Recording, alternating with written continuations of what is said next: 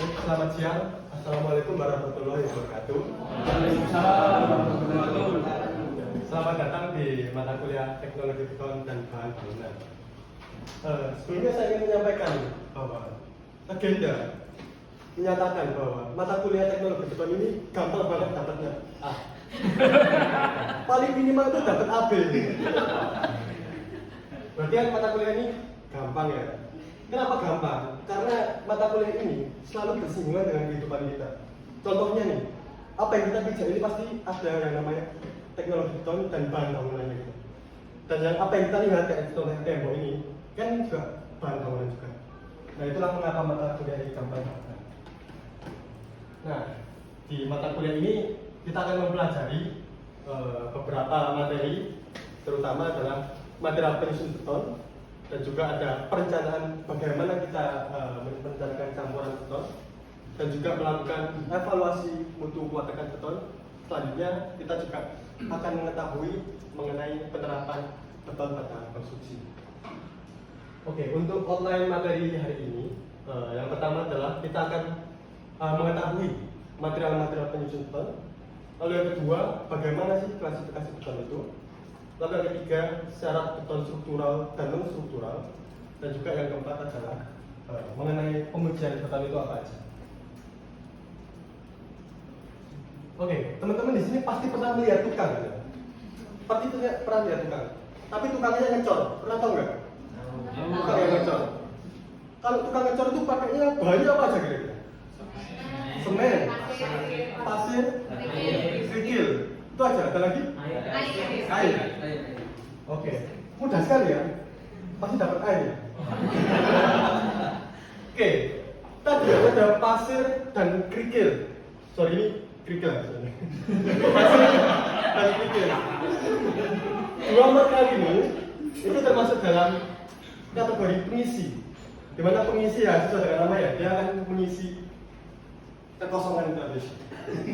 Yang kedua adalah pengikat. Tadi kan ada semen dan air.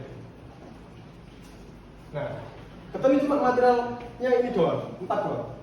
Pak, apakah boleh airnya diganti kopi? Enggak boleh lah.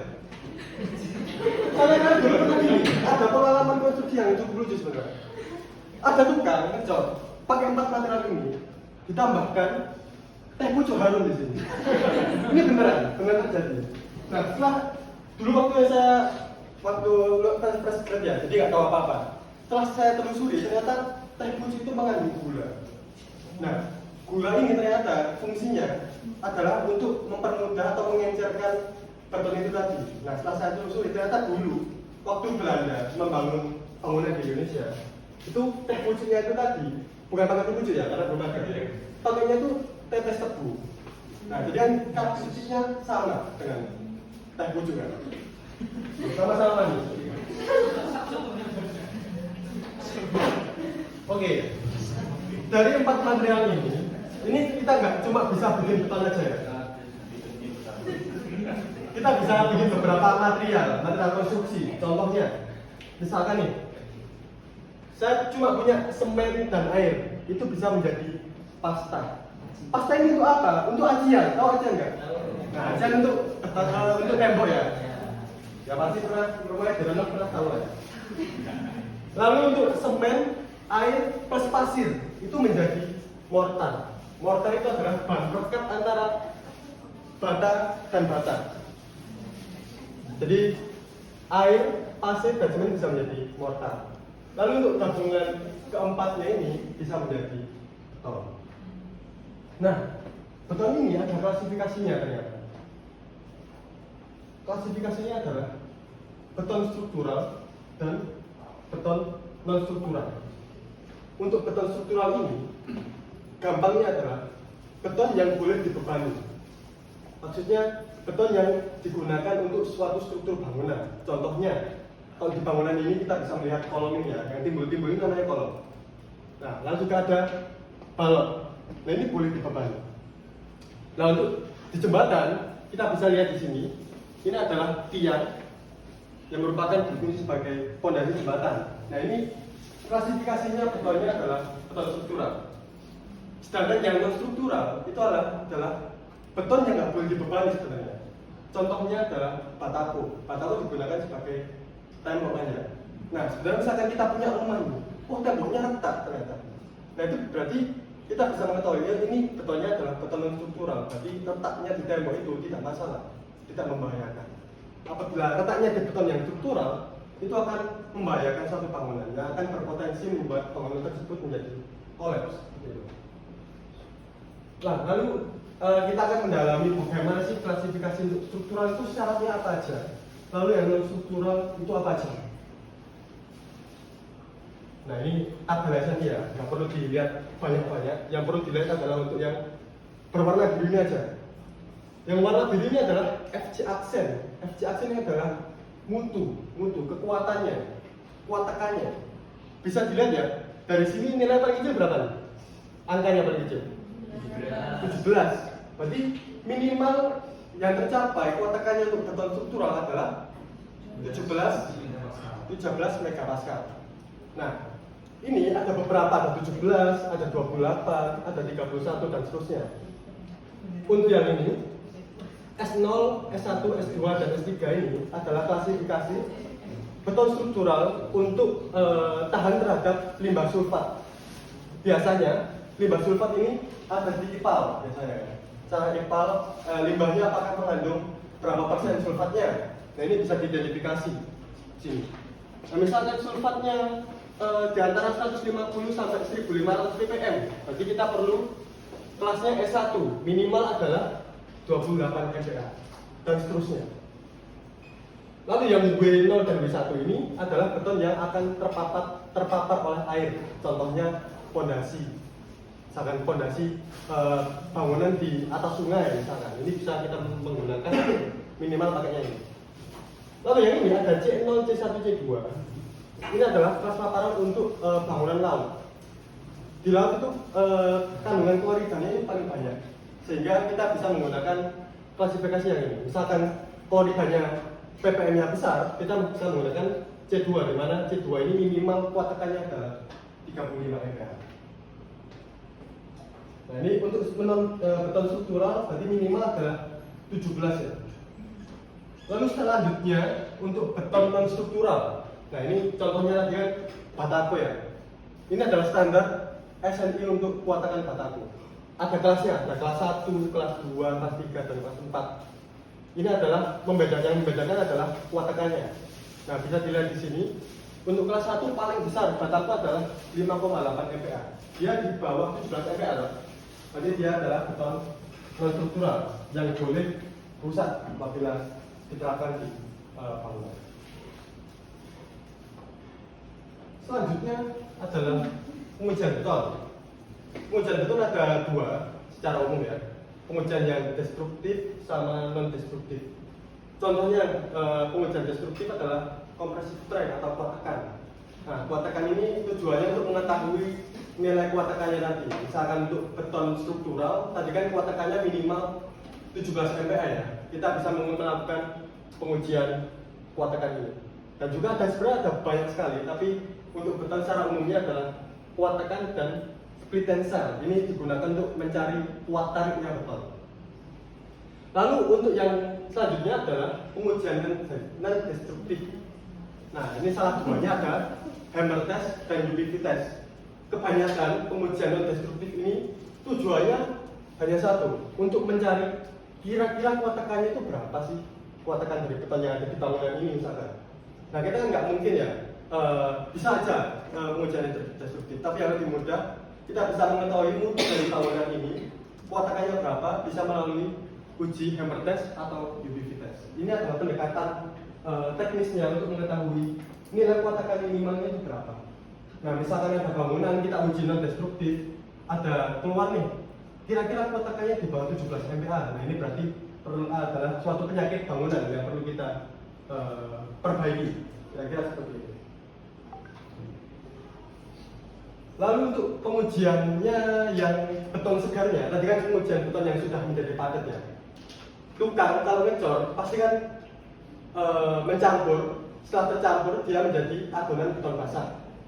Setelah basah ditunggu beberapa waktu dia akan mengeras, dan yang mengeras itu akan diuji beton uji destruktif dan non destruktif. Nah, sebelum itu kita boleh menguji yang namanya uji workability. Uji workability ini tujuannya untuk mengetahui kemudahan pengerjaannya beton. Nah, kira-kira semakin encer betonnya semakin enak nggak dikerjain? Ngaduknya semakin enak nggak? Semakin enak ya? Nah, misalkan semakin nggak encer, otomatis ngaduknya semakin tidak enak. Nah, itu ada persyaratan tertentu untuk pengecorannya.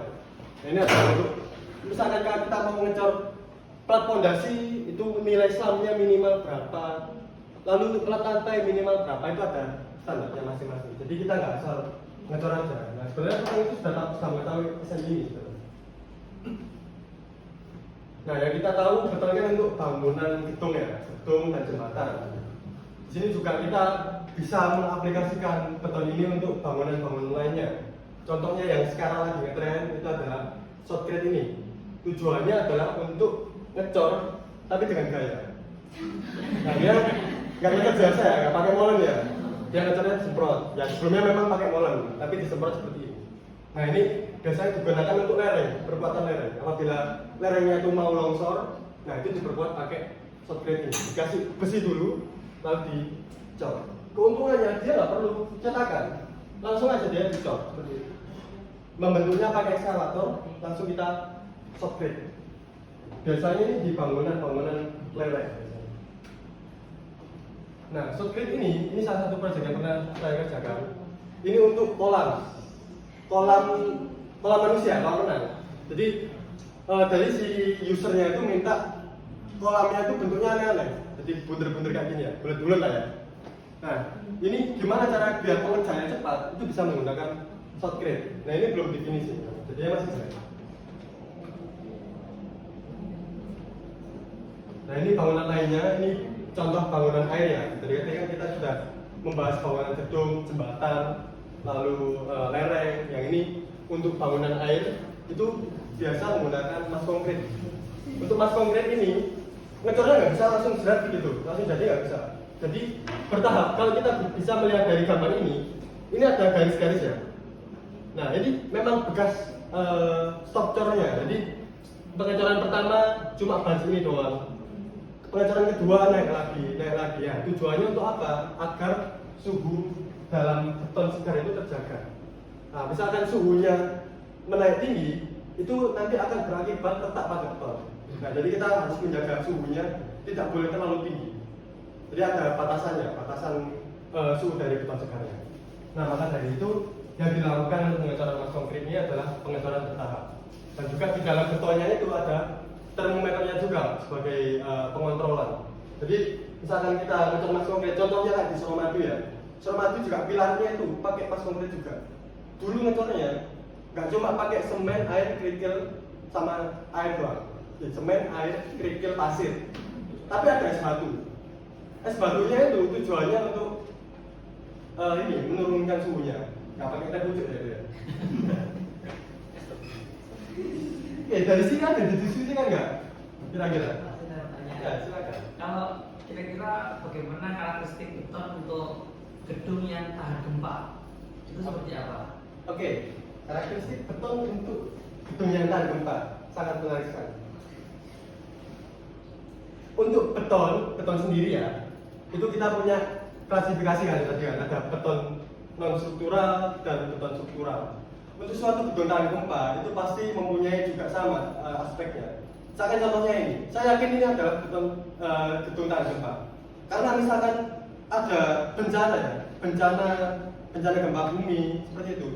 Masyarakat itu kalau misalkan dievakuasi pasti kalau nggak ke sekolah itu di rumah sakit.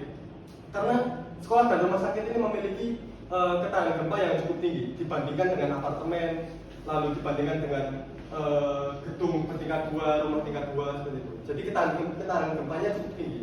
Maka dari itu kolomnya besar-besar ya, ukurannya besar-besar dan besinya di dalam juga besar-besar. Nah, untuk beton yang tahan gempa kita bisa lihat dari sini ya, itu minimal 17 MPa ini nggak bisa karena ada syarat yang di luar ini. Kalau yang kita bisa melihat SNI gedung tahan gempa itu minimal adalah 25 MPa di luar ini ya. Karena ada beberapa sub ilmu lagi yang mengenai kita membahas gedung tahan gempa. Ada lagi? Silakan. Kalau kaitannya dengan saya bagaimana kalau kaitannya dengan beton yang tahan air, misal kalau juga ada pembangunan di lautan gitu kan, itu kan tahannya gimana? Oh, beton yang tahan air. Iya. Nah, sebenarnya untuk membangun fondasi di laut ya, contohnya di Suramadu. Nah, sebelum kita membangun, nah ini sebenarnya banyak sekali.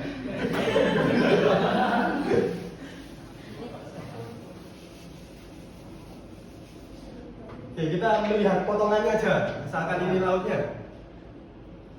Nah, ini Suramadunya nih, pilarnya.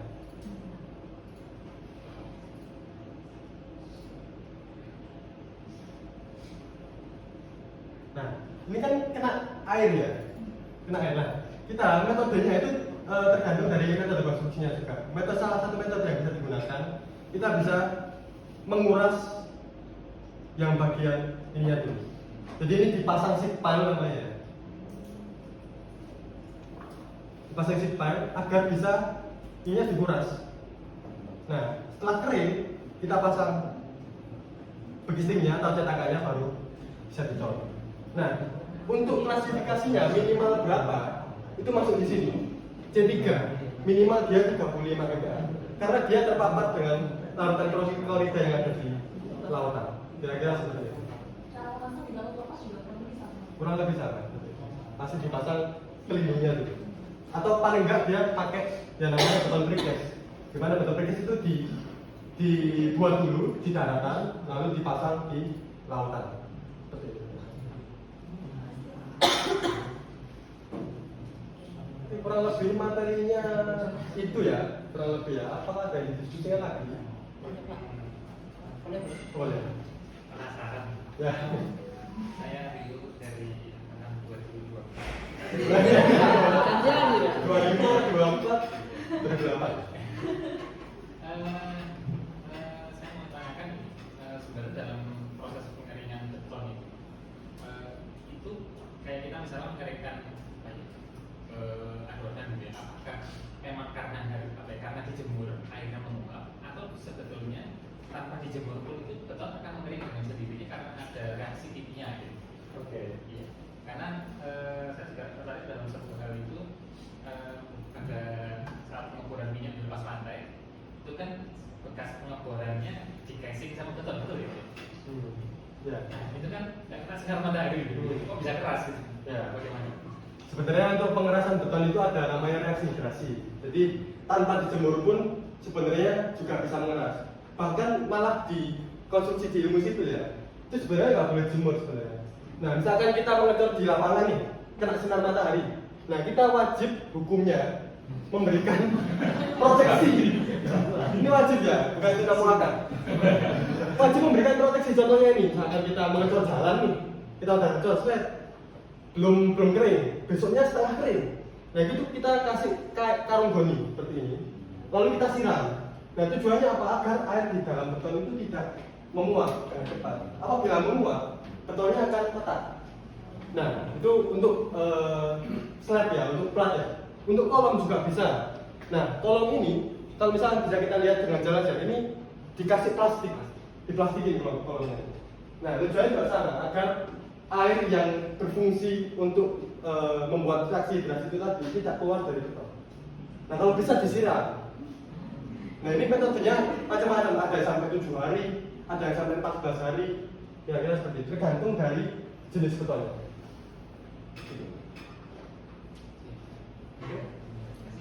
Oke.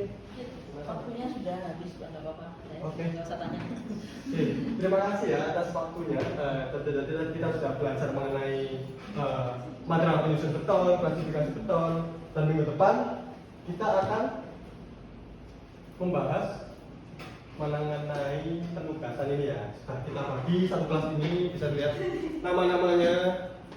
Ini dua ya. Pembimbingnya yang kelompok 1 saya, kelompok 2 Prof itu. Nah, itu ingat-ingat. Tugasnya adalah kelompok 1 mempresentasikan inovasi material pengisi.